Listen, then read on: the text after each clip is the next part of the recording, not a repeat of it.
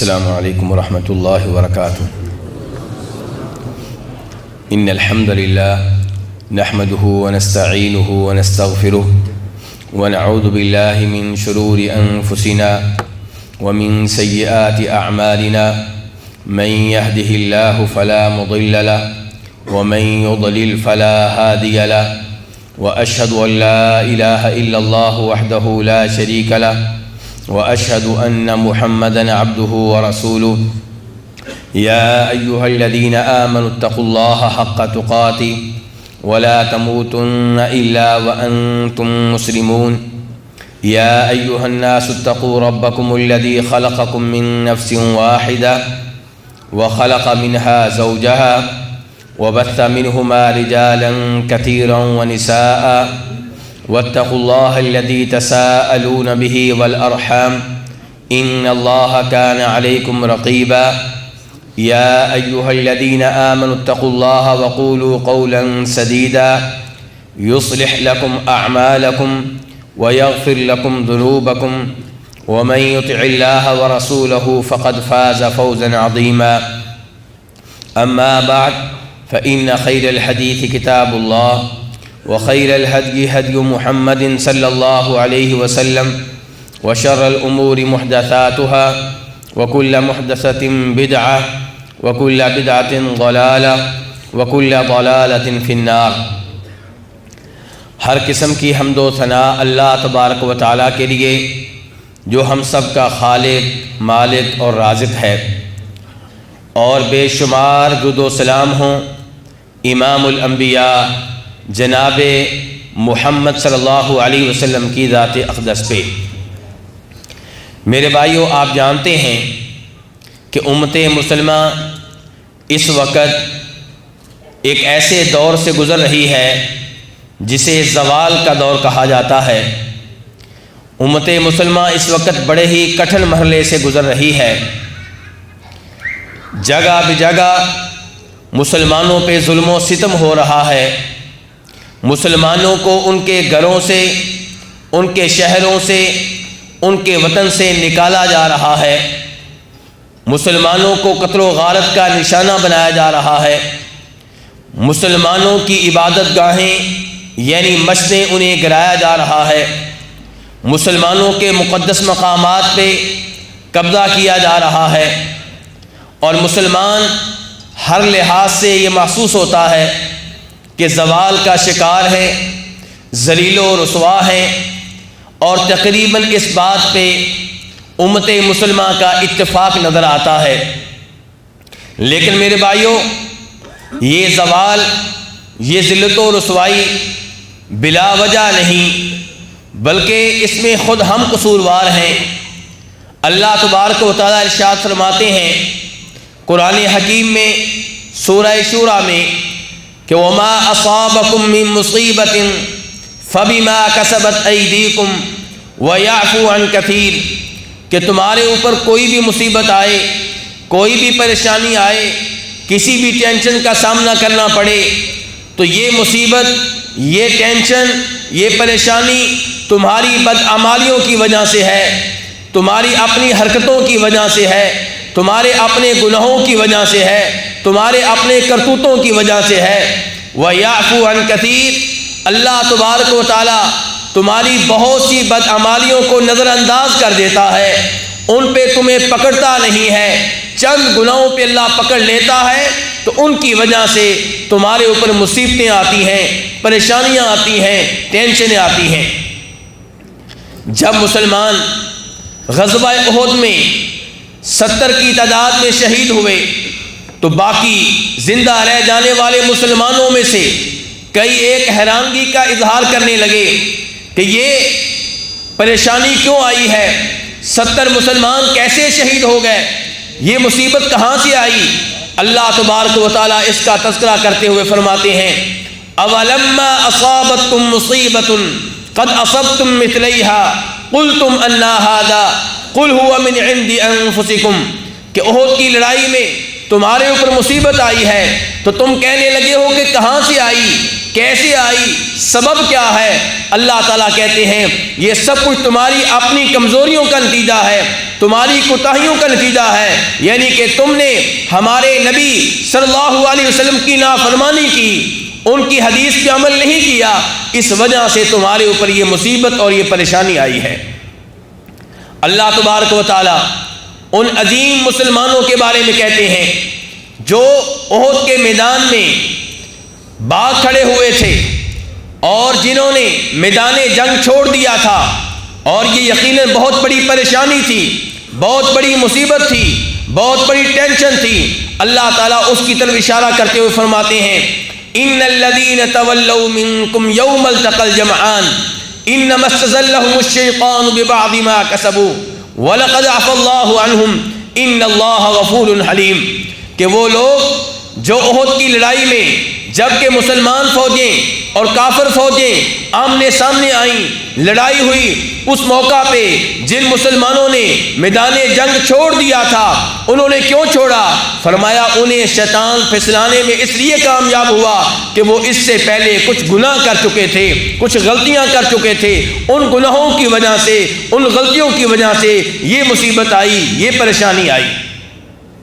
ان 3 آیات سے معلوم ہوا کہ ہم پہ جو بھی مصیبت آتی ہے، جو بھی پریشانی آتی ہے، وہ ہمارے گناہوں کی وجہ سے آتی ہے، ہماری غلطیوں کی وجہ سے آتی ہے، ہماری کوتاہیوں کی وجہ سے آتی ہے۔ آج کے درس میں ہم نے اس بات کا جائزہ لینا ہے کہ آج اگر امت مسلمہ زوال کا شکار ہے، ذلت و رسوائی کی اتھاہ گہرائیوں میں، اتھاہ وادیوں میں گر چکی ہے، تو اس کی وجہ کیا ہے؟ کون سی ہماری کوتاہیاں ہیں؟ کون سی ہماری غلطیاں ہیں؟ اس کے اسباب کیا ہیں؟ اسباب جاننے کا مقصود یہ ہے کہ ہم ان غلطیوں سے بچ سکیں، ان گناہوں سے دور رہ سکیں، تاکہ امت ایک دفعہ پھر عروج حاصل کر سکے، زوال سے نکل کے رفت و بلندی کے اعلیٰ مقام پہ فیض ہو سکے۔ میرے بھائیوں، اگر آپ قرآن و حدیث پہ غور کریں گے تو قرآن و حدیث سے ہی آپ کو معلوم ہو جائے گا کہ کون سے وہ اسباب ہیں، کون سے وہ گناہ ہیں، کون سے وہ عوامل ہیں جن کی وجہ سے اللہ تبارک و تعالی امت مسلمہ کو ذلیل و رسوا کرے گا۔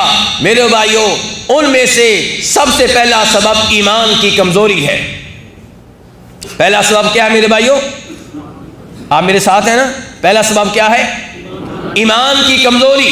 پہلا سبب ایمان کی کمزوری ہے۔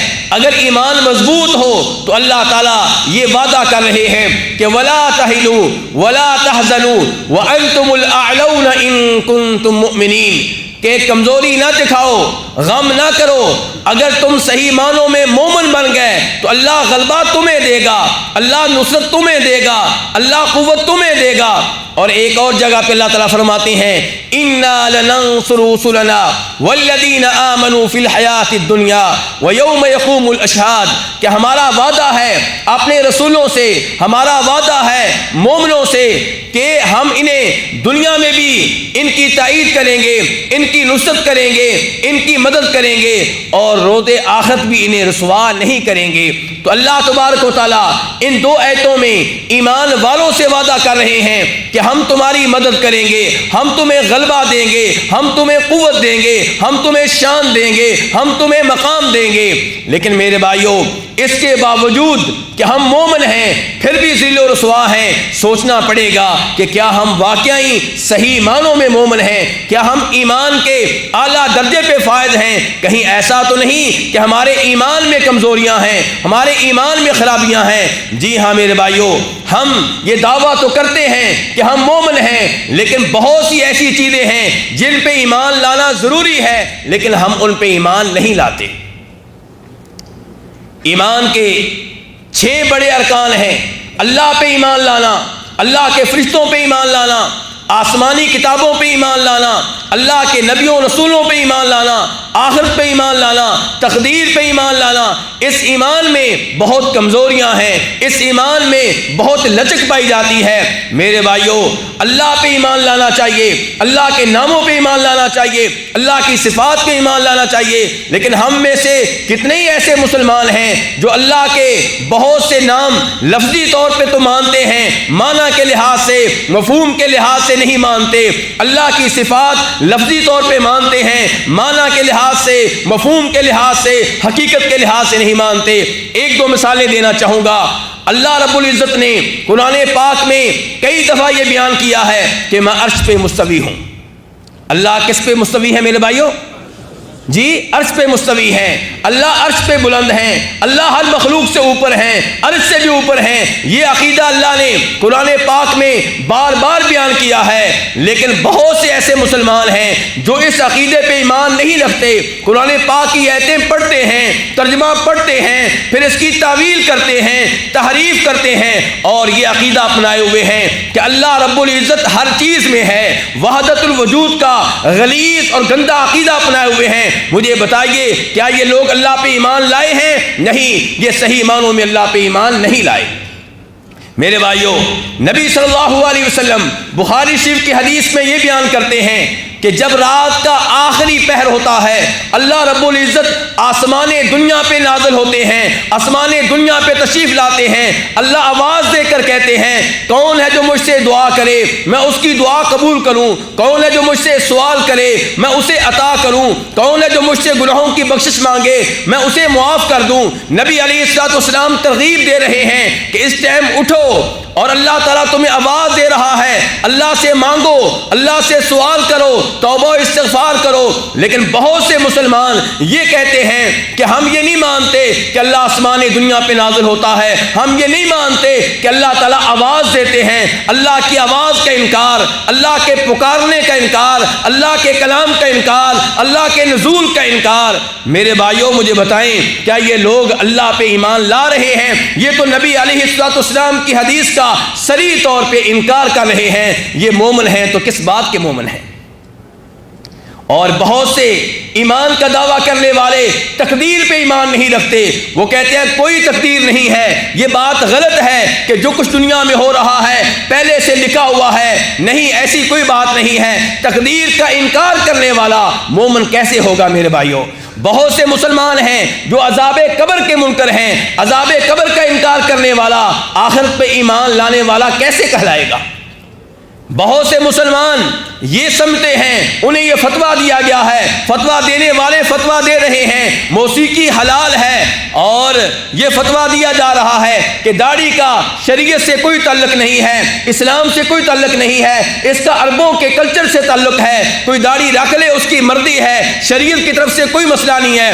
جبکہ نبی صلی اللہ علیہ وسلم بار بار یہ حکم دے رہے ہیں ارخ اللحا، ارج اللحا، اوف اللحا، وفر اللحا، داڑھی بڑھاؤ، داڑھی کو بڑھنے دو، داڑھی کو گنا ہونے دو، داڑھی کو لڑکاؤ۔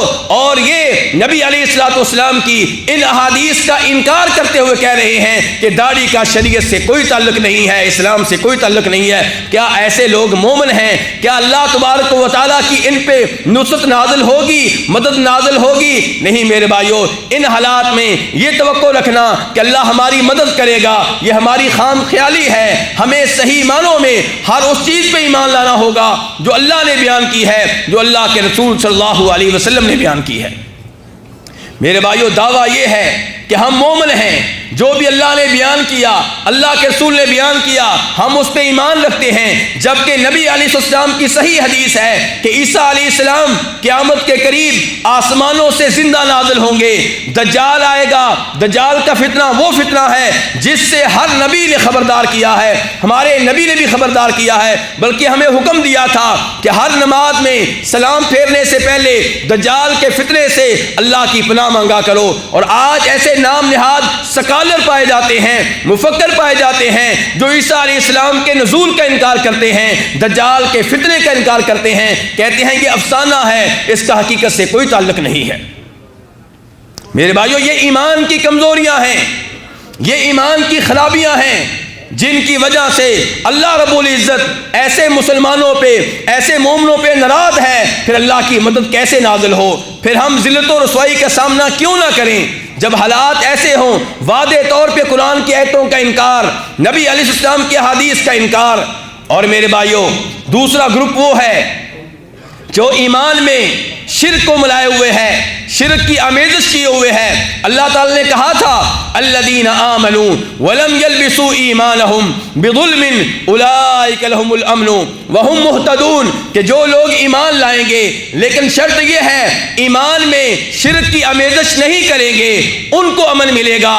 ان کو ہدایت ملے گی، ان کو اللہ تعالیٰ صراط مستقیم پہ گامزن کرے گا، انہیں اللہ تعالیٰ جنت کی راہ پہ لگائے گا۔ لیکن میرے بھائیوں، ایمان کا دعویٰ تو ہے لیکن ساتھ شرک ہو رہا ہے۔ مسلمان ممالک میں، مسلمان شہروں میں کتنے ہی شرک کے اڈے ہیں، کتنے ہی آستانے ہیں، کتنے ہی مزار ہیں جہاں غیر اللہ کے نام پہ جانور ذبح ہوتے ہیں، قبر والوں کو سجدے ہوتے ہیں، رکوع ہوتے ہیں، قبر والے کو نفع و نقصان کا مالک سمجھ کر پکارا جاتا ہے۔ کیا یہ اللہ تبارک و تعالیٰ کو ناراض نہیں کیا جا رہا؟ کیا یہ ایمان ہے؟ اس کو ایمان نہیں کہتے، یہ شرک ہے۔ اور اللہ تعالیٰ فرماتے ہیں لقمان علیہ السلام کی زبان پہ، ان الشرک لظلم عظیم، شرک سب سے بڑا ظلم ہے۔ میرے بھائیوں، جب ہم شرک کریں گے، دعویٰ چاہے ہم ایمان کا کرتے رہیں، تب ہم اللہ کو راضی نہیں کر سکتے۔ شرک کی موجودگی میں اللہ راضی نہیں ہوگا۔ جب مسلمان یا رسول اللہ مدد کے نعرے لگائے گا، یا علی مدد کے نعرے لگائے گا، قبر والوں کو مشکل کشا قرار دے گا، حاجت روا قرار دے گا، غوث اعظم قرار دے گا، تو میرے بھائیوں پھر ایمان کا دعویٰ کیوں کر؟ اللہ نے اس ایمان کی بات کی ہے جس ایمان میں شرک کی ملاوٹ نہ ہو، شرک کی آمیزش نہ ہو۔ تو میرے بھائیوں، یہ ایمان کی کمزوری، یہ ایمان میں خرابیاں، یہ ایمان میں جو فساد پایا جاتا ہے، یہ وہ پہلا سبب ہے جس کی وجہ سے آج امت زوال کا شکار ہے۔ میرے بھائیوں، دوسرا بڑا سبب جس کی وجہ سے آج امت زوال کا شکار ہے، آج ہم ذلیل و رسوا ہیں، وہ اللہ کے کلام قرآن پاک سے اعراض ہے۔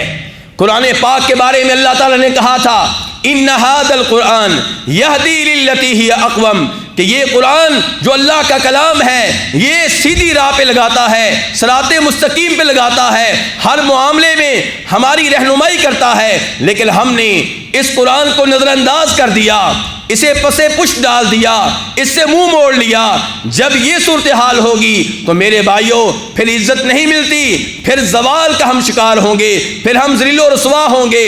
بلکہ روز قیامت نبی علیہ الصلوۃ والسلام یہ کہیں گے وقال الرسول یا ربی ان قوم اتخذوا هذا القرآن مہجورا۔ نبی علیہ الصلوۃ والسلام روز قیامت اپنی امت کی شکایت لگائیں گے، اللہ تعالیٰ سے درخواست کریں گے کہ یا اللہ، میری اس امت نے اس عظیم قرآن سے منہ موڑ لیا تھا، اس کو نظر انداز کر دیا تھا، پسے پشت ڈال دیا تھا۔ جی ہاں، ہم قرآن کو نظر انداز کیے ہوئے ہیں۔ ہم میں سے کتنے ہی لوگ ہیں جو قرآن پاک کی تلاوت نہیں کرتے، جبکہ اللہ نے کہا ہے اتلو ما اوحی الیک من الکتاب۔ ہم میں سے کتنے ہی لوگ ہیں جو اس قرآن کو سمجھنے کی کوشش نہیں کرتے، اس پہ غور و فکر نہیں کرتے، جبکہ اللہ نے کہا ہے کتاب انزلناہ الیک مبارک لیدبروا آیاتی ولیتذکر اولو الالباب، کہ یہ بابرکت کتاب ہم نے اس لیے نازل کی ہے تاکہ لوگ اس پہ غور و فکر کریں، لوگ اس کو سمجھنے کی کوشش کریں، اس کا معنی و مفہوم جاننے کی کوشش کریں، ولیتذکر اولو الالباب، اور تاکہ عقل مند اس کتاب پہ عمل کریں۔ میرے بھائیو، ہم نے تلاوت کے لحاظ سے بھی قرآن کو نظر انداز کر دیا، معنی و مفہوم جاننے کے لحاظ سے بھی نظر انداز کر دیا، عمل کرنے کے لحاظ سے بھی نظر انداز کر دیا۔ قرآن پاک شفا کی کتاب ہے، وَنُنَزِّلُ مِنَ الْقُرْآنِ مَا هُوَ شِفَاءٌ وَرَحْمَةٌ لِّلْمُؤْمِنِينَ۔ جب بھی ہمارے گھر میں کوئی بیمار ہو، ہمیں چاہیے کہ اللہ کا کلام اس پہ پڑھے، اسے دم کریں۔ لیکن اس لحاظ سے بھی ہم نے قرآن کو نظر انداز کر دیا، ہم جادوگروں کے پاس جاتے ہیں، نجومیوں کے پاس جاتے ہیں، قبروں پہ جاتے ہیں، مزاروں پہ جاتے ہیں شفا لینے کے لیے، جبکہ کتاب شفا ہمارے گھر میں موجود ہے۔ میرے بھائیوں، ہم نے قرآن پاک کو اس لحاظ سے بھی نظر انداز کر دیا کہ مسلمان جج، ایمان کا دعویٰ کرنے والے جج جب فیصلہ کرتے ہیں انگریزی قوانین کے ذریعے کرتے ہیں، فرانسیسی قوانین کے ذریعے کرتے ہیں، پارلیمنٹ میں بنے ہوئے قوانین کے ذریعے کرتے ہیں، جبکہ کتاب مقدس اللہ کا کلام یہ وہ بہترین دستور ہے، یہ بہترین قانون ہے جس کے ذریعے جج حضرات کو فیصلے کرنے چاہیے۔ اس لحاظ سے بھی ہم نے قرآن کو نظر انداز کر دیا ہے۔ میرے بھائیوں، اسی قرآن کی وجہ سے صحابہ کرام کو، تابعین کو، تبع تابعین کو عزت ملی تھی، اللہ نے شان دی تھی، اللہ نے مقام دیا تھا۔ اور جب اسی قرآن کو ہم نے نظر انداز کر دیا، اللہ نے ہمیں ذل و رسوا کر کے رکھ دیا۔ میں آپ کے سامنے ایک روایت بیان کرنا چاہوں گا، امام مسلم رحمہ اللہ روایت کرتے ہیں، امام ابن ماجہ روایت کرتے ہیں جناب عامر بن واصلہ رضی اللہ تعالیٰ عنہ سے کہ امیر المؤمنین عمر فاروق رضی اللہ تعالیٰ عنہ وادی عثفان جو مکہ کے قریب ہے وہاں پہ موجود ہیں۔ مکہ کے گورنر نافع بن عبد الحارث ان سے ملنے کے لیے وادی عثمان میں تشریف لاتے ہیں۔ امیر المؤمنین جناب عمر فاروق سوال کرتے ہیں کہ نافع، مکہ کی وادی میں اپنا نیب کسے مقرر کر کے آئے ہو، اپنا جانشین کسے مقرر کر کے آئے ہو؟ نافع بن عبد الحارث کہتے ہیں امیر المؤمنین، میں ابن ابزہ کو اپنا نیب مقرر کر کے آیا ہوں، اپنا جانشین مقرر کر کے آیا ہوں۔ امیر المؤمنین فرماتے ہیں یہ ابن ابزہ کون ہے؟ کہا ہوا مولم من موالینا، ہمارے آزاد کردہ غلاموں میں سے ایک آزاد کردہ غلام ہے۔ امیر المؤمنین تعجب سے کہنے لگے، حیرانگی سے کہنے لگے کہ مکہ کے ہاشمیوں پہ، مکہ کے قریشیوں پہ ایک آزاد کردہ غلام کو اپنا نیب مقرر کر کے آئے ہو، اپنا جانشین مقرر کر کے آئے ہو، کیا وجہ ہے، کیا اس کی خوبی ہے؟ کہا انہ قارئ لکتاب اللہ، کہ جس آزاد کردہ غلام کو مکہ میں اپنا نیب مقرر کر کے آیا ہوں، یہ قرآن کا حافظ ہے، قرآن کا قاری ہے، قرآن کا مفسر ہے، قرآن کا عالم ہے، اور عالم بالفرائض، علم وراثت کا ماسٹر ہے، وقادن، اور یہ کتاب و سنت کے ذریعے لوگوں میں فیصلہ کرنے کی صلاحیت رکھتا ہے۔ تب امیر المؤمنین جناب عمر فاروق رضی اللہ تعالیٰ عنہ نے فرمایا تھا کہ تمہارے نبی نے سچ کہا تھا، ان اللہ یرفع بہذا الکتاب اقواما ویضع بہ آخرین، کہ اللہ رب العزت اس کتاب کی تلاوت کی وجہ سے، اسے سمجھنے کی وجہ سے، اس پہ عمل کرنے کی وجہ سے کئی لوگوں کو عزت دے گا، رفعت دے گا، شان دے گا، مقام دے گا، اور کتنے ایسے لوگ ہوں گے جو اس قرآن کو نظر انداز کر دیں گے، اس سے بصیرت حاصل نہیں کریں گے، اس سے علم نہیں لیں گے، اس سے رہنمائی نہیں لیں گے، اس سے ہدایت نہیں لیں گے، اللہ انہیں ذلیل و رسوا کر کے رکھ دے گا۔ میرے بھائیو، اس حدیث سے معلوم ہوا کہ جو قرآن پاک سے اعراض کرے گا اللہ اسے ذلیل و رسوا کریں گے، اور یہی وہ سبب ہے جس کی وجہ سے آج امت مسلمہ ذلت و رسوائی کا سامنا کر رہی ہے۔ مجھے بتائیے سعودیہ کے علاوہ کون سا ایسا ملک ہے کہ جہاں پہ جج حضرات قرآن و حدیث کے ذریعے فیصلہ کرتے ہوں؟ آپ کو انگریزی قانون نظر آئے گا عدالتوں میں، فرانسیسی قانون نظر آئے گا عدالتوں میں، قرآن و حدیث کی تعلیمات عدالتوں میں نظر نہیں آئیں گی، اس لیے آج مسلمان ذلیل و رسوا ہیں۔ میرے بھائیوں، امت مسلمہ کے زوال کا تیسرا بڑا سبب نبی صلی اللہ علیہ وسلم کی معصیت، آپ کی نافرمانی، آپ کی اطاعت سے اعراض، آپ کے نقش قدم پہ نہ چلنا، یہ تیسرا بڑا سبب ہے جس کی وجہ سے امت مسلمہ زوال کا شکار ہے۔ اللہ تعالیٰ نے ہمیں کہا تھا کہ میرے نبی کی اطاعت کرو، میرے نبی کے نقش قدم پہ چلو، قل ان کنتم تحبون اللہ فاتبعونی، اللہ نے کہا تھا وَإِن تُطِيعُوهُ تَهْتَدُوا، میرے نبی کی اطاعت کرو گے، میرے نبی کی بات مانو گے تو ہدایت پا جاؤ گے، صراط مستقیم پہ لگ جاؤ گے۔ لیکن میرے بھائیوں، معذرت کے ساتھ کہنا پڑتا ہے کہ ہم نے نبی علیہ السلام کی تعلیمات کو، آپ کے احادیث کو، آپ کے آرڈرز کو، آپ کے اوامر کو پسے پش ڈال دیا، آپ کی نافرمانی کرنے لگے، اس وجہ سے بھی ہم زوال کا شکار ہیں۔ اور نبی علیہ السلام نے ارشاد فرمایا تھا، مسند احمد کی حدیث ہے، روایت کرنے والے جناب عبداللہ بن عمر رضی اللہ تعالیٰ عنہما ہیں کہ آپ نے کہا تھا وَجُعِلَ الذُّلُّ وَالصَّغَارُ عَلَى مَنْ خَالَفَ أَمْرِي، جو میری نافرمانی کرے گا، میری بات نہیں مانے گا، اللہ تبارک و تعالیٰ اسے ذلیل کر کے رکھ دیں گے۔ میرے بھائیو، یہ حدیث بھی بتا رہی ہے کہ ہم ذلیل کیوں ہیں، ہم زوال کا شکار کیوں ہیں، دوسری قوموں کے مقابلے میں ہم پیچھے کیوں ہیں؟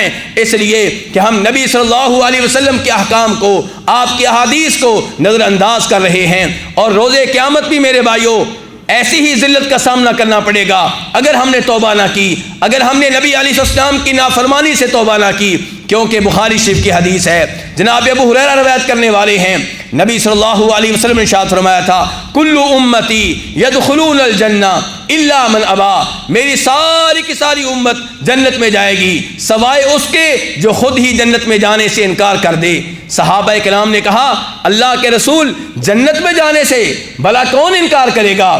فرمایا من اطاعنی دخل الجنہ ومن عصانی فقد ابا، جس نے میری اطاعت کی وہ جنت میں داخل ہوگا، اور جس نے میری نافرمانی کی، میرے احکام نہ مانے، میری احادیث پہ عمل نہ کیا، اس نے خود ہی جنت میں جانے سے انکار کر دیا ہے۔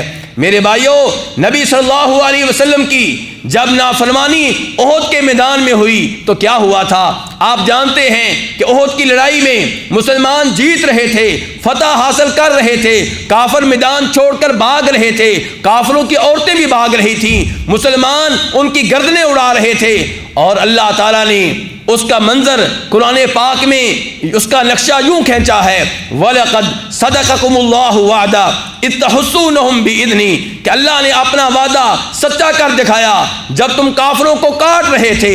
لیکن پھر کیا ہوا؟ پھر کچھ مسلمانوں نے نبی علیہ الصلوۃ والسلام کی حدیث کو، آپ کے آرڈر کو نظر انداز کیا، آپ کی نافرمانی کی، تو وہ فتح ابتدائی طور پہ شکست میں تبدیل ہو گئی۔ وہ 50 مسلمان جن کی ڈیوٹی آپ نے یہ لگائی تھی کہ تم نے چھوٹے پہاڑ پہ ٹیلے پہ کھڑے ہو کے پیچھے سے ہمارا خیال رکھنا ہے، اس سائڈ سے ہمارا دفاع کرنا ہے، اس سائڈ سے کافروں کو ہمارے اوپر حملہ نہیں کرنے دینا۔ جب ان 50 مسلمانوں نے دیکھا کہ مسلمان جیت رہے ہیں، فتح حاصل کر رہے ہیں، کافر بھاگ رہے ہیں، مال غنیمت جمع ہو رہا ہے، تو ان 50 میں سے 40 اس ٹیلے سے نیچے اتر آئے۔ ان کے کمانڈر جناب عبداللہ بن جبیر انہیں سمجھاتے رہے کہ نبی صلی اللہ علیہ وسلم نے کہا تھا یہ جگہ نہیں چھوڑنی، حالات جیسے بھی ہوں، صورتحال جو بھی ہو، یہیں پہ رہنا ہے۔ لیکن یہ 40 صحابہ کرام، ان سے غلطی ہوئی، کہنے لگے اب ہم فتح حاصل کر چکے، اب جنگ ختم ہو چکی، اب اوپر رہنے کا کوئی فائدہ نہیں ہے۔ پھر اس نافرمانی کا نتیجہ کیا نکلا؟ خالد بن ولید جو اس وقت مسلمان نہیں تھے، کافروں کے گھڑ سوار دستے کے سربراہ تھے، وہ دوسری سائڈ سے اپنا دستہ لے کر آئے، ان کے اوپر حملہ کیا، 10 کے 10 صحابیوں کو شہید کیا، اور پھر عام مسلمانوں پہ پیچھے سے حملہ کر دیا۔ اب مسلمان کافروں کے گھیرے میں ہیں، پیچھے سے بھی کافر، آگے سے بھی کافر۔ ان حالات میں میرے بھائیوں 70 مسلمان شہید ہوئے، نبی علیہ السلام کے دانت شہید ہوئے، آپ کا چہرہ زخمی ہوا، آپ کا سر زخمی ہوا۔ میرے بھائیوں یہ شکست کیوں ہوئی؟ یہ نقصان کیوں ہوا؟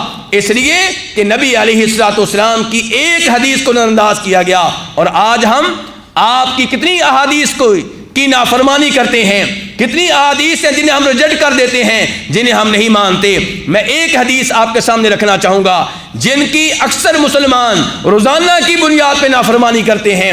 آپ علیہ السلام نے فرمایا تھا داڑھی بڑھاؤ۔ کیا کہا تھا؟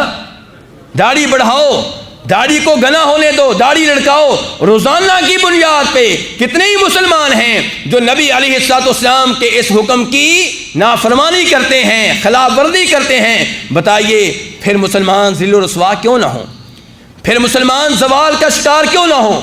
اور مسلم شریف کی حدیث ہے، نبی علیہ السلام نے فرمایا تھا کہ اللہ تبارک و تعالیٰ اس آدمی کی طرف نہیں دیکھیں گے، اس سے کلام نہیں کریں گے، اس کو دردناک عذاب دیں گے جس کی چادر، جس کی شلوار، جس کی پینٹ، جس کا کپڑا اس کے ٹخنوں سے نیچے رہتا ہے۔ میرے بھائیوں 80 یا 90% مسلمان ایسے ہیں جن کی شلواریں، جن کی پینٹ، جن کی چادریں ٹخنوں سے نیچے ہیں۔ بتائیے کیا واضح طور پہ سب کے سامنے نبی علیہ السلام کی حدیث کو نظر انداز نہیں کیا جا رہا؟ پھر ہم یہ حیران کیوں ہوتے ہیں کہ ہم زوال کا شکار ہیں، ہم ذل و رسوا کیوں ہیں؟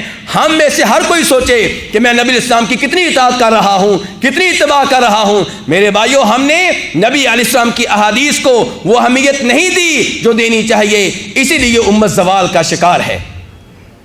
میرے بھائیوں چوتھا وہ سبب جس کی وجہ سے امت زوال کا شکار ہے وہ مسلمانوں کے باہمی اختلافات ہیں، مسلمانوں کا افتراق و انتشار ہے۔ میرے بھائیوں قوت اتحاد میں ہے۔ اللہ تعالی نے کہا تھا وَاعْتَصِمُوا بِحَبْلِ اللَّهِ جَمِيعًا وَلَا تَفَرَّقُوا وَاذْكُرُوا نِعْمَةَ اللَّهِ عَلَيْكُمْ إِذْ كُنْتُمْ أَعْدَاءً فَأَلَّفَ بَيْنَ قُلُوبِكُمْ فَأَصْبَحْتُمْ بِنِعْمَتِهِ إِخْوَانًا، کہ سارے مل کر اللہ کی رسی کو مضبوطی سے تھام لو اور افتراق و انتشار سے بچو۔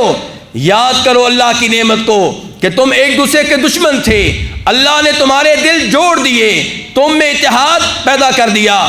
اور تم اللہ کی نعمت سے، اللہ کے فضل و کرم سے، اللہ کے احسان سے بھائی بھائی بن گئے۔ میرے بھائیو، اتحاد اللہ کی نعمت ہے، اتحاد اللہ کا احسان ہے، اتحاد قوت ہے۔ اتحاد سے کافر لوگ مرعوب ہوتے ہیں، مسلمانوں کے اتحاد سے ڈرتے ہیں، لیکن آج مسلمان اختلافات کا شکار ہیں، افتراق و انتشار کا شکار ہیں۔ یہ امت کے زوال کا چوتھا بڑا سبب ہے، اور خصوصاً یہ افتراق و انتشار تب واضح ہو جاتا ہے جب اس افتراق و انتشار کا تعلق حکمرانوں اور پبلک سے ہو۔ آپ دیکھیں گے کئی مسلمان ممالک میں بہت سے لوگ مسلمان حکمرانوں کے خلاف بغاوت کرتے ہیں، خروج کرتے ہیں، پھر مسلمان حکمران اس بغاوت کو کچلنے کی کوشش کرتے ہیں، پھر فوج میں اور عوام میں لڑائی ہوتی ہے، پولیس میں اور عوام میں لڑائی ہوتی ہے۔ میرے بھائیوں، کون کمزور ہوتا ہے؟ مسلمان کمزور ہوتے ہیں، کافر خوش ہوتے ہیں، مسلمانوں کا رعب ختم ہو جاتا ہے، اور مسلمانوں کی جو دھاک بیٹھی ہوتی ہے وہ ختم ہو جاتی ہے۔ تو اس کا سبب کیا ہے؟ وہ بغاوتیں جو مسلمان حکمرانوں کے خلاف ہوتی ہیں، وہ خروج جو مسلمان حکمرانوں کے خلاف ہوتا ہے۔ جبکہ نبی علیہ الصلوۃ والسلام نے حکم دیا تھا، یا ایھا الذین آمنوا اطیعوا اللہ واطیعوا الرسول واولی الامر منکم، اے ایمان والو اللہ کی اطاعت کرو، اللہ کے رسول کی اطاعت کرو، اور جو تم میں سے حکمران ہیں، ذمہ داران ہیں، مسئولین ہیں، ان کی اطاعت کرو، ان کی بات مانو۔ میرے بھائیوں، قرآن و حدیث میں آپ کو جگہ بجگہ ایسی نصوص ملیں گی، ایسی احادیث ملیں گی جن سے پتہ چلتا ہے کہ شریعت یہ چاہتی ہے کہ ہم اپنے حکمرانوں کی اطاعت کریں۔ ہاں، جب وہ غلط آرڈر دیں تو وہ غلط آرڈر نہ مانیں، لیکن ان کے جو باقی صحیح آرڈر ہیں وہ مانتے رہیں، ان آرڈرز میں ان سے تعاون کریں، ان کی مدد کریں۔ کافروں کو یہ لگے کہ مسلمان ایک ہیں، حکمران اور عوام ایک ہیں، عوام اپنے حکمرانوں کے ساتھ ہیں، اس وجہ سے مسلمانوں کو شان ملتی ہے، مقام ملتا ہے۔ لیکن جب بغاوتیں ہوتی ہیں، خروج ہوتا ہے، تو کافر سمجھاتے ہیں کہ یہ آپس میں لڑ رہے ہیں۔ میرے بھائیوں، حکمرانوں کی اطاعت کتنی ضروری ہے، اس کا اندازہ آپ ایک حدیث سے لگا سکتے ہیں۔ جناب حذیفہ روایت کرتے ہیں، نبی صلی اللہ علیہ وسلم سے آپ نے فرمایا تھا، میرے بعد ایسے حکمران آئیں گے، لا یہتدون بہدایا ولا یستنون بسنتی، کہ وہ میری تعلیمات پہ عمل نہیں کریں گے، میری سنت کو نہیں اپنائیں گے، میرے نقش قدم پہ نہیں چلیں گے، اور ان کے دل شیطانوں کے دل ہوں گے۔ خود جسم ان کا انسانوں والا ہوگا، لیکن دل ان کے شیطانی ہوں گے۔ جناب حذیفہ نے کہا، اللہ کے رسول، جب ایسے حکمران آئیں جن کے بارے میں آپ یہ فرما رہے ہیں کہ وہ آپ کی تعلیمات پہ نہیں چلیں گے، آپ کے نقش قدم پہ نہیں چلیں گے، آپ کے طریقے کو نہیں اپنائیں گے، تب ہم کیا کریں؟ تو آپ نے کیا فرمایا تھا؟ تم خروج کرنا، بغاوت کرنا، ان سے لڑنا نہیں۔ میرے بھائیوں، آپ نے کیا کہا؟ آپ نے کہا تسمعوا وتطیعوا للامیر، کہ تمہارے اوپر یہ واجب ہے تم اپنے حکمران کی باتیں سنو، اپنے حکمران کی باتیں مانو۔ وَإِن ضُرِبَ ظَهْرُكَ وَأُخِذَ مَالُكَ، چاہے آپ کی پشت پہ کوڑے مارے جائیں، چاہے آپ کے مال پہ قبضہ کر لیا جائے، پھر بھی اپنے حکمران کی بات سنو اور اپنے حکمران کی اطاعت کرو۔ میرے بھائیوں، اس لیے ہمیں چاہیے کہ اس معاملے کو سمجھنے کی کوشش کریں۔ میں ان مسلمان ممالک کا نام نہیں لینا چاہتا، آپ جانتے ہیں کہ کتنی ایسی مثالیں ہیں، کتنی ایسے مسلمان ممالک ہیں جہاں پہ جب حکمرانوں کے خلاف بغاوت ہوئی وہ ملک کمزور ہو گیا، اس کے دائیں بائیں کافر ملک جو ہیں وہ خوش ہوئے، بلکہ انہوں نے ان بغاوتوں میں بغاوت کرنے والوں کی مدد کی تاکہ یہ مسلمان آپس میں لڑتے رہیں، تاکہ عوام اپنی فوج سے لڑتی رہے، تاکہ عوام اپنی پولیس سے لڑتی رہے۔ اس لیے میرے بھائیوں، اگر ہم چاہتے ہیں کہ ہم عروج حاصل کریں، ترقی حاصل کریں، بلندی حاصل کریں، ہمیں عزت ملے، ہمیں شان ملے، ہمیں مقام ملے، تو ہمیں چاہیے کہ ہم ایک ہو جائیں، اپنے حکمرانوں کا ساتھ دیں۔ میں یہ نہیں کہتا کہ وہ معصوم ہیں، ان سے غلطیاں ہوتی ہیں، لیکن معصوم کوئی بھی نہیں آئے گا۔ جو بھی حکمران آئے گا اس میں چھوٹی موٹی غلطی ہوگی، چھوٹی موٹی غلطی میں اس کا ساتھ نہ دیں، باقی جو اس کے درست کام ہیں ان کاموں میں اس کا ساتھ دیں، اور اتحاد کا میرے بھائیوں مظاہرہ کریں۔ اسی سے مسلمانوں کو عروج ملے گا، اسی سے مسلمانوں کو شان ملے گی، اسی سے مسلمانوں کو مقام ملے گا۔ میرے بھائیوں، مسلمانوں کے زوال کا پانچواں بڑا سبب یہ ہے کہ مسلمان حرام مال کو حاصل کرنے کے لیے ہیلے اختیار کرتے ہیں۔ سود حرام ہے، اس میں کوئی شک و شبہ نہیں ہے۔ امام مسلم رحمہ اللہ روایت کرتے ہیں جناب جابر رضی اللہ تعالیٰ عنہ سے کہ نبی صلی اللہ علیہ وسلم نے اللہ کی لعنت فرمائی ہے اس آدمی پہ جو سود لیتا ہے، اس آدمی پہ جو سود دیتا ہے، اس آدمی پہ جو سودی معاملے میں گواہ بنتا ہے، اور ان لوگوں پہ جو سودی معاملے کو تحریر کرتے ہیں، اسے لکھتے ہیں، رجسٹر میں لکھتے ہیں، کاپی میں لکھتے ہیں، کمپیوٹر میں لکھتے ہیں، کہیں بھی لکھتے ہیں، ان پہ بھی اللہ کی لعنت ہے۔ اس سے آپ اندازہ کر سکتے ہیں کہ سود کتنا بڑا جرم ہے، سود اتنا بڑا جرم ہے۔ تو اللہ تعالیٰ کہتے ہیں کہ فَإِن لَّمْ تَفْعَلُوا فَأْذَنُوا بِحَرْبٍ مِّنَ اللَّهِ وَرَسُولِهِ، کہ اگر تم سود لینے سے باز نہیں آتے تو یاد رکھو یہ تمہاری طرف سے اللہ سے اعلان جنگ ہے، اللہ کے رسول صلی اللہ علیہ وسلم سے اعلان جنگ ہے۔ اس سے میرے بھائیو آپ اندازہ کر سکتے ہیں کہ سود کتنا بڑا جرم ہے۔ لیکن بہت سے مسلمان ہیلے کے ذریعے سود لینے کی کوشش کرتے ہیں۔ اس کی ایک مثال بیعینہ ہے۔ بیعینہ کیا ہے میرے بھائیو؟ بیعینہ کو سمجھ لیں کہ آپ کسی آدمی کو کوئی چیز بیچتے ہیں، ادھار میں بیچتے ہیں، اور جو قیمت طے ہوتی ہے اس کے بارے میں یہ طے ہوتا ہے کہ یہ بعد میں دے گا، 1 سال کے بعد، 2 سال کے بعد، 3 سال کے بعد۔ پھر وہی چیز جو آپ نے ادھار میں بیچی تھی آپ نقداً لے لیتے ہیں لیکن کم قیمت میں۔ مثال کے طور پہ آپ کسی کو گاڑی بیچتے ہیں 10,000 ریال کے عوض، اور طے یہ ہوتا ہے کہ وہ 1 سال کے بعد آپ کو 10,000 ریال دے گا۔ پھر یہی گاڑی آپ اس سے خرید لیتے ہیں 9,000 کے عوض، اور آپ یہ 9,000 فوری طور پہ ادا کر دیتے ہیں۔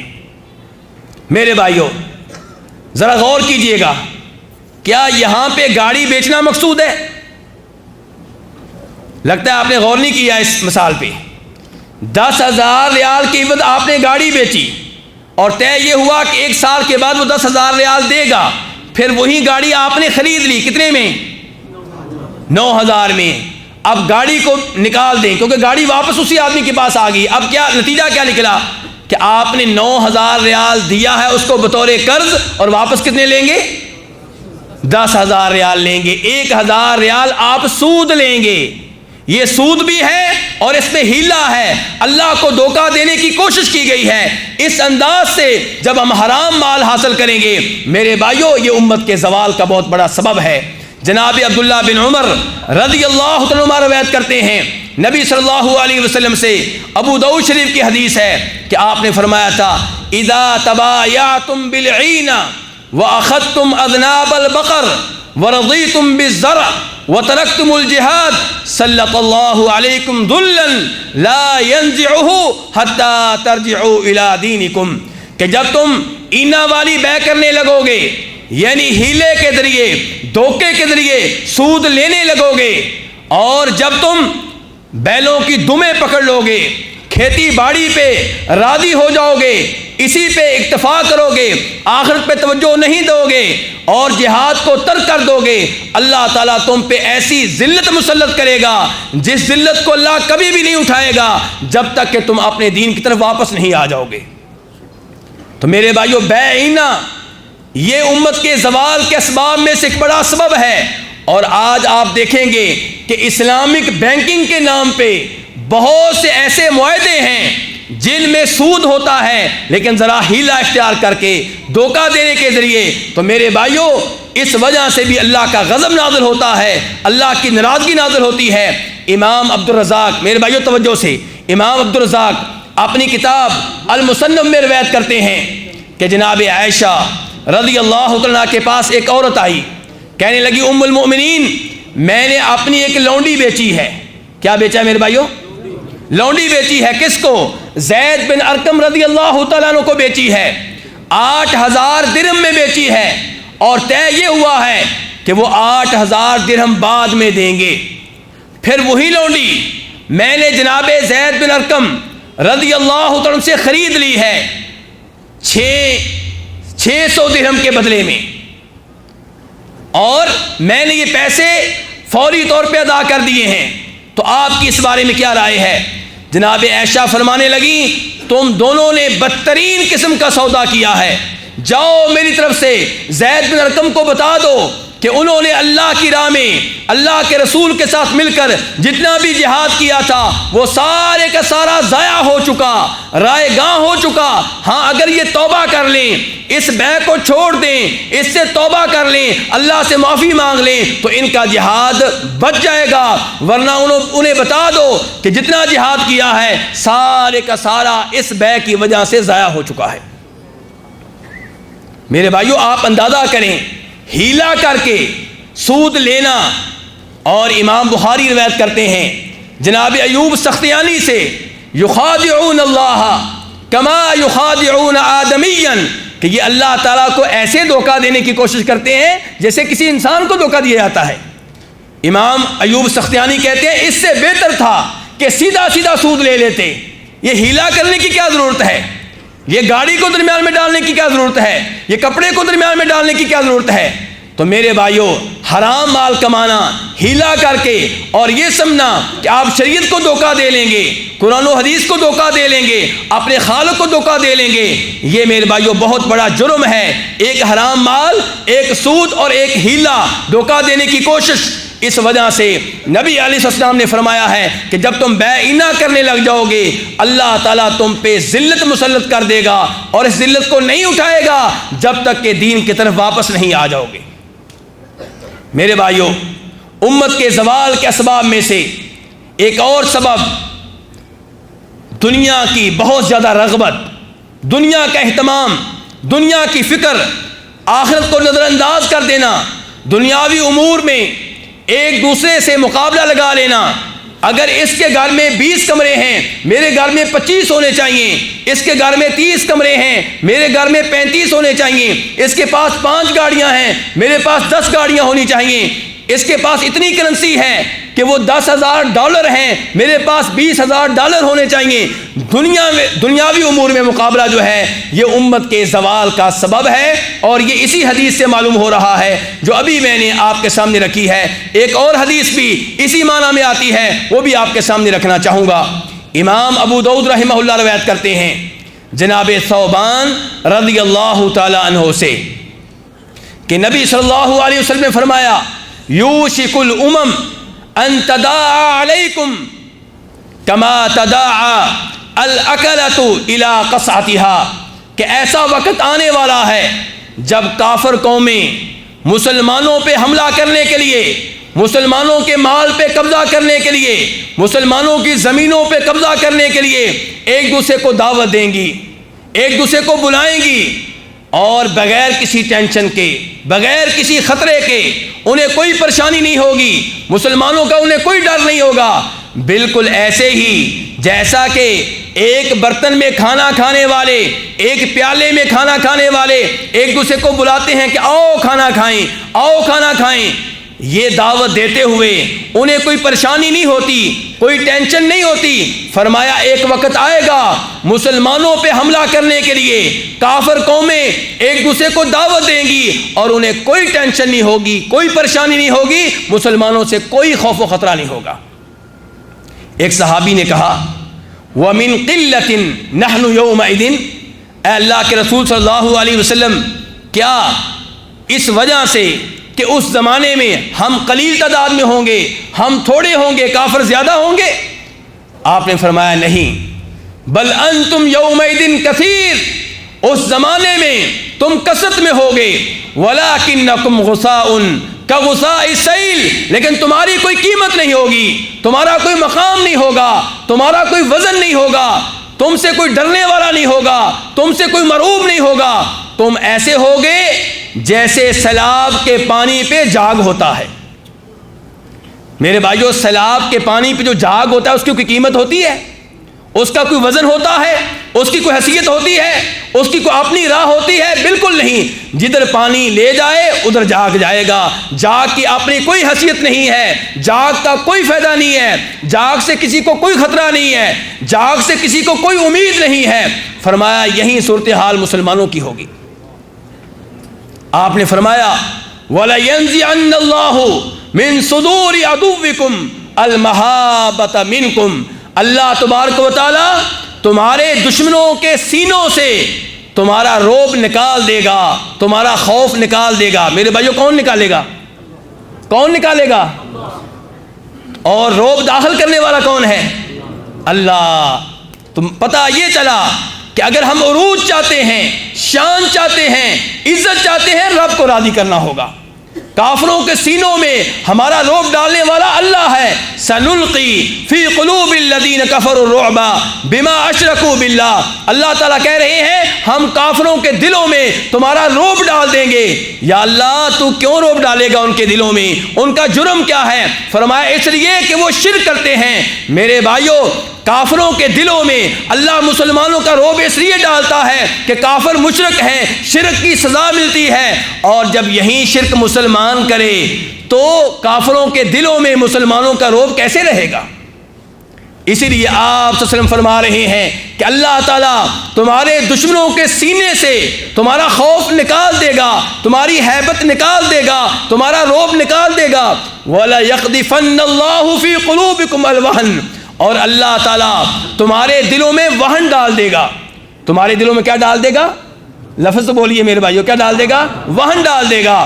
صحابی نے پوچھنے والے نے پوچھا اللہ کے رسول یہ وہن کیا چیز ہے؟ فرمایا حب الدنیا وکراہیت الموت، دنیا سے محبت اور موت سے نفرت، موت سے کراہت۔ جب یہ وقت آئے گا کہ مسلمان دنیا سے محبت کریں گے، دنیا کو آخرت پہ ترجیح دیں گے اور موت سے ڈرنے لگیں گے، تب اللہ تبارک و تعالیٰ مسلمانوں کے دلوں میں وہن ڈال دے گا اور کافروں کے دلوں سے ان کا روب نکال دے گا۔ میرے بھائیو اس حدیث سے ایک تو یہ پتہ چل رہا ہے کہ مسلمانوں کے زوال کے اسباب میں سے ایک بڑا سبب کیا ہے؟ دنیا سے محبت، دنیا کے معاملے میں مقابلہ بازی، ایک دوسرے سے آگے نکلنے کی کوشش کرنا۔ اور امام بخاری، امام مسلم، امام ابن ماجہ روایت کرتے ہیں کہ نبی صلی اللہ علیہ وسلم نے ارشاد فرمایا تھا فواللہ مل فقر اخشا علیکم، مجھے مسلمانوں تمہارے بارے میں یہ خطرہ نہیں ہے کہ تم فقر و فاقہ کا شکار ہو جاؤ گے، میں تمہاری غربت کے معاملے میں نہیں ڈرتا۔ مجھے ڈر کیا ہے؟ مجھے ڈر یہ ہے کہ تمہیں اتنی دنیا ملے گی، اتنی دنیا ملے گی کہ جتنی تم سے پہلے لوگوں کو ملی تھی، اور تم دنیا کے معاملے میں ایک دوسرے سے مقابلہ کرو گے، اور پھر یہ دنیا تمہیں ایسے ہلاک کر دے گی جیسے اس دنیا نے پہلی قوموں کو ہلاک کیا تھا۔ تو ہلاکت کا سبب کیا چیز بنے گی؟ دنیا، دنیا کی نعمتیں، دنیا کی لذتیں، دنیا کا مال، دنیا کی عیش و عشرت۔ اور آج مسلمان سمجھتے ہیں کہ چونکہ مال کے لحاظ سے، دنیا کے لحاظ سے ہم کافروں سے پیچھے ہیں، اس لیے ہم ذلیل و رسوا ہیں۔ نہیں میرے بھائیوں، مال عزت کا معیار نہیں ہے، دنیا عزت کی معیار نہیں ہے۔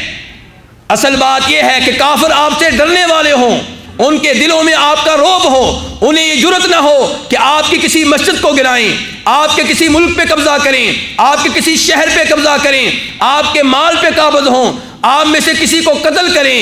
یہ میرے بھائیو عزت ہوتی ہے، یہ شان ہوتی ہے، یہ مقام ہے جس کی مسلمانوں کو تلاش ہے، اور یہ تب ملے گا جب ہم اللہ کو راضی کریں گے، جب شرک ترک کریں گے، جب دنیا کی محبت ہمارے دلوں سے کم ہو جائے گی، جب ہم آخرت کو دنیا پہ ترجیح دیں گے۔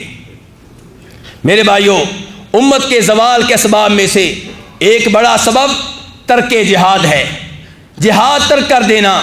جہاد میرے بھائیو قوت کا باعث ہوتا ہے، جہاد کی وجہ سے شان ملتی ہے، جہاد کی وجہ سے عزت ملتی ہے، مقام ملتا ہے، کافر ڈرتے ہیں اور مسلمان فتوحات حاصل کرتے ہیں۔ جہاد کے ذریعے مسلمان توحید کا پیغام، شریعت کا پیغام، اسلام کا پیغام، اللہ کا کلام دنیا کے کونے کونے تک پہنچاتے ہیں۔ اس لیے جب مسلمان جہاد ترک کر دیں گے تو پھر انہیں ذلت کا سامنا کرنا پڑے گا، زوال پذیر ہو جائیں گے۔ لیکن میرے بھائیوں یہاں یہ وضاحت کر دوں کہ یہاں پہ بات جہاد کی ہو رہی ہے، فساد کی نہیں ہو رہی۔ کس کی بات ہو رہی ہے؟ جہاد کی۔ میرے بھائیوں جہاد کی شرائط کیا ہیں یہ ہمیں معلوم ہونا چاہیے۔ آج بہت سے نوجوان جن کے جذبات ہیں، جو جوانی کی وجہ سے ان کا خون جوش مار رہا ہے، وہ جہاد کے نام پہ نکلتے ہیں، لیکن جو کام کر رہے ہوتے ہیں وہ جہاد نہیں ہوتا، وہ فساد ہوتا ہے۔ جہاد کی کئی شرائط ہیں، ان میں سے ایک شرط یہ ہے کہ آپ ان لوگوں سے نہیں لڑیں گے جن سے آپ کا معاہدہ ہے، جن سے مسلمانوں کا معاہدہ ہے ان سے آپ نہیں لڑیں گے۔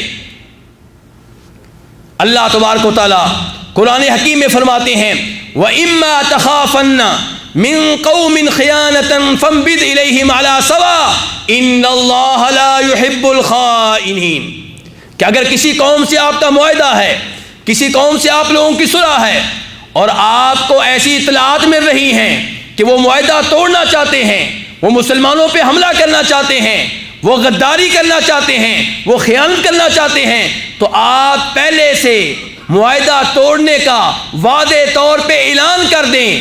اور اگر معاہدہ توڑے بغیر، معاہدہ توڑنے کی انہیں اطلاع دیے بغیر آپ ان پہ حملہ کریں گے تو یہ خیانت ہے، اور اللہ تعالیٰ خیانت کو پسند نہیں کرتا۔ میرے بھائیوں، امام ابو داؤد رحمہ اللہ روایت کرتے ہیں کہ نبی صلی اللہ علیہ وسلم کے پاس مسیلمہ کذاب کے 2 سفیر آئے۔ کس کے 2 سفیر آئے؟ مسیلمہ کذاب، جھوٹا، نبوت کا دعویٰ کرنے والا، اس سے بدترین انسان کون ہوگا؟ لیکن سنیے، اس کے 2 سفیر آئے ہیں، مسیلمہ کذاب کا لیٹر لے کر آئے ہیں، اس کا خط لے کر آئے ہیں۔ انہوں نے یہ لیٹر، یہ خط نبی علیہ السلام کے سامنے پڑھا۔ آپ نے کہا تم دونوں کی کیا رائے ہے؟ مسیلمہ کذاب کے بارے میں تمہارا عقیدہ کیا ہے؟ کہا ہم مسیلمہ کذاب کے بارے میں وہی عقیدہ رکھتے ہیں، وہی رائے رکھتے ہیں جس کا مسیلمہ نے دعویٰ کیا ہے۔ تو نبی علیہ السلام نے اس موقع پہ کیا کہا تھا؟ اما واللہ لولا ان الرسل لا تقتل لضربت اعناقهما۔ اما، میری بات دھیان سے سن لو، توجہ سے سن لو، میں اللہ کی قسم اٹھا کے کہتا ہوں، اگر دنیا کا یہ دستور نہ ہوتا، اگر دنیا کا یہ قانون نہ ہوتا کہ جو سفیر ہوتے ہیں انہیں قتل نہیں کیا جاتا، اگر یہ دستور نہ ہوتا میں تمہیں قتل کر دیتا، تمہاری گردنیں اڑا دیتا، لیکن چونکہ دنیا میں یہ دستور چل رہا ہے کہ سفیر کو ہاتھ لگانے کی اجازت نہیں ہے، اسے قتل کرنے کی اجازت نہیں ہے، اسے نقصان پہنچانے کی اجازت نہیں ہے، اس لیے میں تمہیں قتل نہیں کروں گا۔ میرے بھائیو، اندازہ کریں، امام الانبیاء، دنیا کے نمبر 1 انسان کے سامنے 2 آدمی بڑی جرأت سے کہہ رہے ہیں کہ مسیلمہ نبی ہے، مسیلمہ کو ہم اللہ کا نبی مانتے ہیں، اتنا بڑا کفریہ لفظ ادا کر رہے ہیں، لیکن آپ نے انہیں قتل نہیں کیا کیونکہ دنیا کا قانون ہے کہ سفیروں کو قتل کرنے کی اجازت نہیں ہے۔ اور آج کئی مسلمان نوجوان جہاد کے نام پہ دوسرے ممالک کے سفیروں کو قتل کرتے ہیں، سفارتی عملے کو اغوا کر لیتے ہیں، بم دھماکے کرتے ہیں سفارت خانوں میں جا کر۔ میرے بھائیو، کیا یہ جہاد ہے؟ یقیناً یہ جہاد نہیں، یہ فساد ہے اور یہ خیانت ہے۔ میرے بھائیو، جہاد کی شرائط میں سے ایک شرط یہ ہے کہ جہاد مسلمان حکمران کی قیادت میں ہوگا، اس کی نگرانی میں ہوگا، اس کی اجازت سے ہوگا۔ جناب ابو ہریرہ روایت کرتے ہیں، نبی صلی اللہ علیہ وسلم نے ارشاد فرمایا انما الامام جنۃ یقاتل من ورائہ ویتقی بہ۔ امام ڈھال ہے، امام دشمن کے حملے سے بچاتا ہے۔ امام کی قیادت میں جہاد کیا جاتا ہے، کن سے؟ کافروں سے، خارجیوں سے، باغیوں سے، فسادیوں سے۔ جو بھی جہاد ہوگا امام کی قیادت میں ہوگا، امام کی نگرانی میں ہوگا، امام کی اجازت سے ہوگا۔ وَيُتَّقَى بِهِ، اور اس امام کے ذریعے ہم دشمن کے شر سے محفوظ رہ سکتے ہیں۔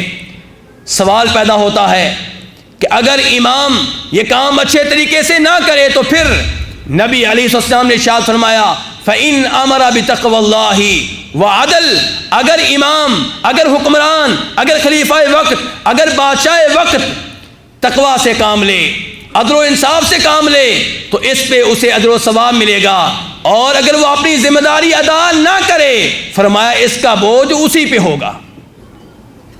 میرے بھائیوں، اس لیے جب جہاد مسلمان حکمران کی قیادت میں نہیں ہوگا پھر مسائل پیدا ہوں گے، پھر ان لوگوں کو قتل کیا جائے گا جن کو مسلمان حکمران نے پناہ دے رکھی ہوگی، ویزا دیا ہوا ہوگا۔ میرے بھائیوں، اسلام تو یہ کہتا ہے کہ اگر ادنا سی ادنا مسلمان عورت کسی کافر کو پناہ دے دے تو اسے قتل کرنے کی اجازت نہیں ہے۔ امام بخاری امام مسلم روایت کرتے ہیں کہ جب مکہ فتح ہوا، جناب ام ہانی رضی اللہ تعالیٰ عنہا نے ایک آدمی کو پناہ دے دی، ایک کافر کو پناہ دے دی، تو جناب علی کہنے لگے، ام ہانی کے بھائی کہنے لگے میں اس کو قتل کروں گا۔ ام ہانی یہ شکایت لے کر نبی صلی اللہ علیہ وسلم کے پاس آئیں تو آپ نے کہا ام ہانی جس کو تو نے پناہ دے دی اس کو ہم نے پناہ دے دی۔ میرے بھائیو، ایک عام خاتون نے کسی کافر کو پناہ دی ہے تو مسلمان حکمران یہ کہہ رہے ہیں کہ جس کو تو نے پناہ دی ہے اس کو ہم پناہ دیتے ہیں۔ اور آج اس کے برعکس ہو رہا ہے، مسلمان حکمران ویزا دیتا ہے، مسلمان حکمران پناہ دیتا ہے، مسلمان حکمران کسی کو امن دیتا ہے، اور چند نوجوان جذباتی اٹھتے ہیں اور اس کو قتل کر دیتے ہیں۔ میرے بھائیو، یہ جہاد نہیں ہے، یہ فساد ہے، اس کی وجہ سے اسلام بدنام ہو رہا ہے۔ کسی زمانے میں کافروں کو بھی معلوم ہوتا تھا کہ مسلمان اپنے معاہدے کی پاسداری کرنے والے ہیں، اور آج کافر یہ سمجھتے ہیں کہ یہ دھوکہ دینے والے ہیں، یہ ہمارے سفیروں کو قتل کرنے والے ہیں، یہ جس کو ویزا دے دیں اس کو بھی قتل کر دیتے ہیں۔ کسی زمانے میں یہ صورتحال تھی کہ امام ابو داؤد رحمہ اللہ روایت کرتے ہیں کہ جناب امیر معاویہ کا زمانہ ہے، جناب امیر معاویہ اور وقت کی سپر پاور رومیوں کے درمیان معاہدہ چل رہا ہے۔ امیر معاویہ آپ جانتے ہیں کہ جہاد میں ایک بڑا مقام رکھتے ہیں۔ انہوں نے جب دیکھا کہ صلح کی مدت ختم ہونے والی ہے، انہوں نے ایک لشکر تیار کیا اور اپنا لشکر لے کر رومیوں کے بارڈرز کی طرف بڑھنے لگے، ان کی سرحدوں کی طرف بڑھنے لگے۔ جناب امیر معاویہ یہ چاہتے تھے کہ جو ہی معاہدے کی مدت ختم ہوگی ہم فوری طور پہ کافروں پہ حملہ کر دیں گے اور انہیں تیاری کرنے کا موقع نہیں دیں گے۔ فوج جا رہی ہے، جناب امیر معاویہ ساتھ ہیں، اچانک ایک آدمی آیا، عربی گھوڑے پہ سوار تھا، اور وہ اونچی اونچی آواز سے کہہ رہا ہے اللہ اکبر اللہ اکبر وفاء لا غدر وفاء لا غدر۔ وہ کہہ رہا ہے کہ اللہ ہر ایک سے بڑا ہے، وفاداری کرنی چاہیے، معاہدے کی پاسداری کرنی چاہیے، خیانت سے بچو، غداری سے بچو، دھوکے سے بچو۔ جناب امیر معاویہ نے کہا اس آدمی کو میرے پاس لایا جائے۔ اس آدمی کو جناب امیر معاویہ کے پاس لایا گیا تو پتہ چلا کہ وہ صحابی ہیں، عمر بن ابسہ ہیں، اور کہہ رہے ہیں کہ آپ لشکر لے کر رومیوں کی جانب بڑھ رہے ہیں، ابھی معاہدے کی مدت ختم نہیں ہوئی، جبکہ نبی علیہ الصلوۃ والسلام نے فرمایا تھا کہ جب تمہارے درمیان اور کافر لوگوں کے درمیان کوئی معاہدہ ہو تو اس معاہدے کو توڑنے کی اجازت نہیں ہے، کوئی ایسی حرکت کرنے کی اجازت نہیں ہے جو معاہدے کے خلاف ہو، جب تک کہ معاہدے کی مدت گزر نہ جائے، یا وعدے طور پہ اعلان کر دو، وقت پہ اعلان کر دو کہ ہمارا تمہارا معاہدہ ختم ہو رہا ہے۔ جناب امیر معاویہ نے جب یہ حدیث سنی اپنا لشکر واپس لے آئے۔ میرے بھائیوں دیکھیں، حالانکہ ابھی معاہدے کی مدت باقی تھی، لیکن جو کچھ امیر معاویہ کر رہے تھے اپنے ملک میں کر رہے تھے اور انتظار کر رہے تھے کہ جب معاہدہ ختم ہوگا تب حملہ کریں گے، لیکن حملہ کرنے کی تیاری ان دنوں ہو رہی تھی جن دنوں میں صلح تھی، جن دنوں امن تھا۔ تو جناب امیر معاویہ رضی اللہ عنہ کو یہ حدیث بتائی گئی، انہوں نے نبی علیہ السلام کی حدیث کے پیش نظر اپنے لشکر کو واپس بھیج دیا۔ میرے بھائیو، آپ اس سے اندازہ کریں کہ جہاد میں بھی اسلام کس قدر ہمیں حکم دیتا ہے کہ اخلاقیات کی پاسداری کریں، معاہدوں کی پاسداری کریں، صلح کی پاسداری کریں، خیانت کا مظاہرہ نہ کریں، دھوکہ ایسا دھوکہ نہ دیں جس سے پتہ چلے کہ مسلمان اپنے معاہدے کی پاسداری نہیں کرتے۔ میرے بھائیوں، جہاد کی شرائط میں سے ایک شرط یہ بھی ہے کہ انہیں قتل نہیں کیا جائے گا جن کا لڑائی سے کوئی تعلق نہیں ہے، عورتوں کو قتل کرنے کی اجازت نہیں ہے، بچوں کو قتل کرنے کی اجازت نہیں ہے۔ امام بخاری اور امام مسلم روایت کرتے ہیں جناب عبداللہ بن عمر رضی اللہ تعالیٰ عنہما سے کہ نبی علیہ الصلوۃ والسلام ایک لڑائی کے موقع پہ دیکھتے ہیں کہ ایک عورت کی لاش پڑی ہوئی ہے، تو آپ اس پہ ناراض ہوئے، صحابہ کرام کو ڈانٹا اور آپ نے اس موقع پہ عورتوں کو اور بچوں کو قتل کرنے سے روکا۔ امام نووی رحمہ اللہ اس حدیث کی شرح میں فرماتے ہیں کہ مسلمانوں کا اس بات پہ اتفاق ہے کہ عورتوں کو بچوں کو جہاد میں قتل کرنے کی اجازت نہیں ہے الا یہ کہ وہ لڑائی میں شریک ہوں. اگر وہ لڑائی میں شریک ہوتے ہیں پھر قتل کرنے کی اجازت ہے, ورنہ عورتوں کو بچوں کو قتل کرنے کی اجازت نہیں ہے.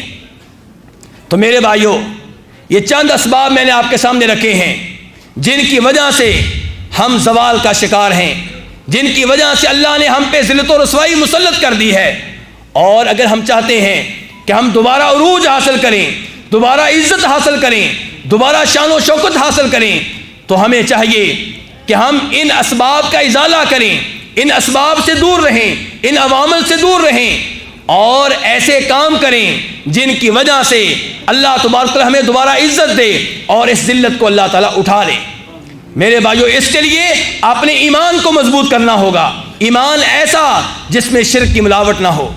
اس کے لیے نیک اعمال بجا لانے ہوں گے, اس کے لیے ایک اللہ کی عبادت کرنا ہوگی, غیر اللہ کی عبادت سے بچنا ہوگا. اور یہ میں اپنی طرف سے نہیں کہہ رہا, یہ قرآن کے الفاظ ہیں. اللہ تعالیٰ فرماتے ہیں وعد اللہ الذین آمنوا منکم وعملوا الصالحات لیستخلفنہم فی الارض کما استخلف الذین من قبلہم وَلَيُمَكِّنَنَّ لَهُمْ دِينَهُمُ الَّذِي ارْتَضَىٰ لَهُمْ وَلَيُبَدِّلَنَّهُم مِّن بَعْدِ خَوْفِهِمْ أَمْنًا يَعْبُدُونَنِي لَا يُشْرِكُونَ بِي شَيْئًا, کہ اللہ کا وعدہ ہے ان سے جو تم میں سے ایمان لائیں. اللہ کا وعدہ کن سے ہے؟ جو تم میں سے ایمان لائیں. اللہ مومنوں سے کہہ رہے ہیں جو تم میں سے ایمان لائے.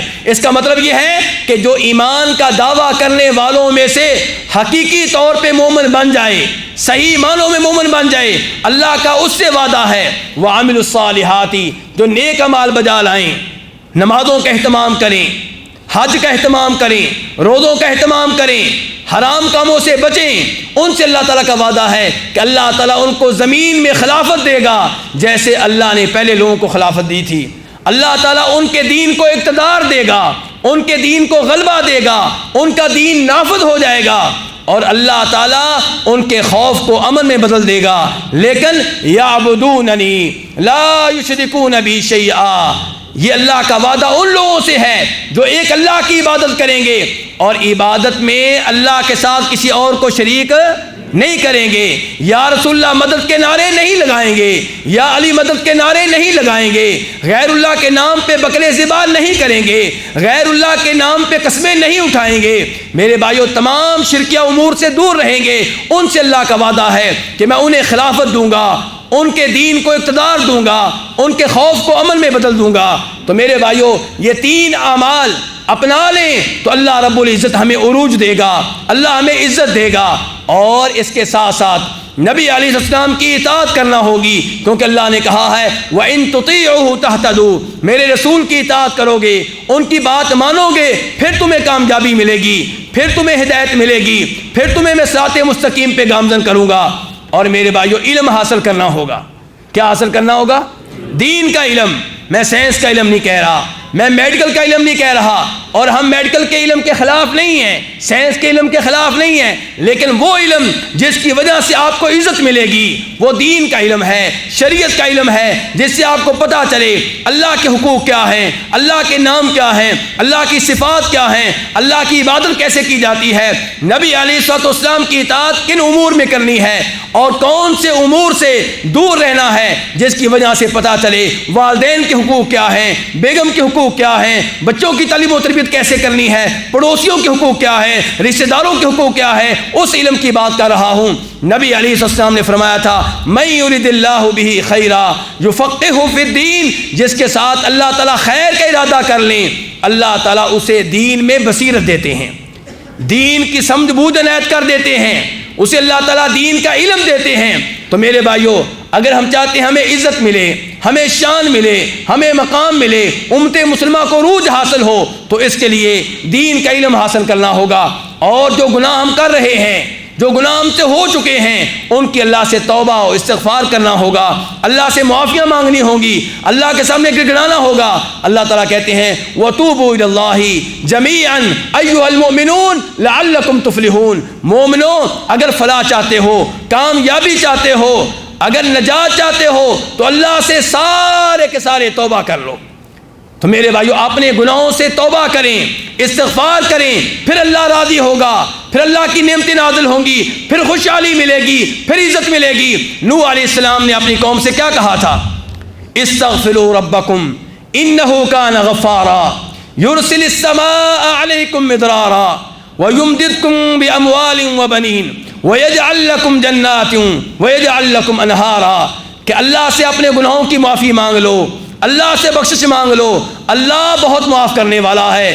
جب تم اللہ سے استغفار کرو گے، اللہ سے توبہ کرو گے، اللہ سے بخشش مانگو گے، اللہ تبارک و تعالیٰ تم پہ موسلا دار بارشیں نازل فرمائے گا، اللہ کی طرف سے رزق نازل ہوگا، اور اللہ تعالیٰ تمہیں مال دے گا، اللہ تمہیں بیٹے دے گا، اللہ تمہیں باغات کا مالک بنا دے گا، اللہ تعالیٰ تمہارے لیے نہریں جاری کر دے گا۔ میرے بھائیو یہ خوشحالی، یہ عزت کا رزق کیسے ملے گا؟ جب اللہ سے رجوع کیا جائے۔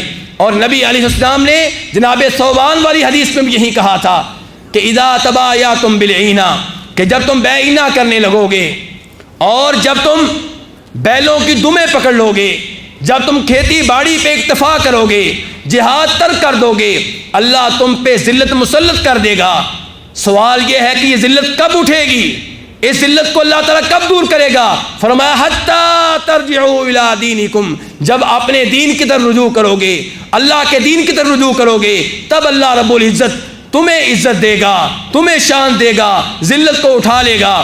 اور اللہ تعالیٰ قرآن حکیم میں فرماتے ہیں وَلَوْ أَنَّ أَهْلَ الْقُرَىٰ آمنوا واتقوا لفتحنا عليهم بركات من السماء والارض ولكن كذبوا فاخذناهم بما كانوا يكسبون، کہ اگر شہروں میں رہنے والے لوگ، دیہاتوں میں رہنے والے لوگ ایمان لے آتے، صحیح معنوں میں ایمان لے آتے، متقی بن جاتے، پرہیزگار بن جاتے، اللہ سے ڈرنے والے بن جاتے، تو ہم ان پہ آسمانوں زمین کی برکتوں کے دروازے کھول دیتے۔ لیکن انہوں نے کیا کیا؟ انہوں نے جھٹلایا، ایمان لانے کی بجائے ہمارے کلام کو جھٹلایا، ہمارے نبیوں کو جھٹلایا، ہمارے دین کو جھٹلایا۔ تو پھر کیا ہوا؟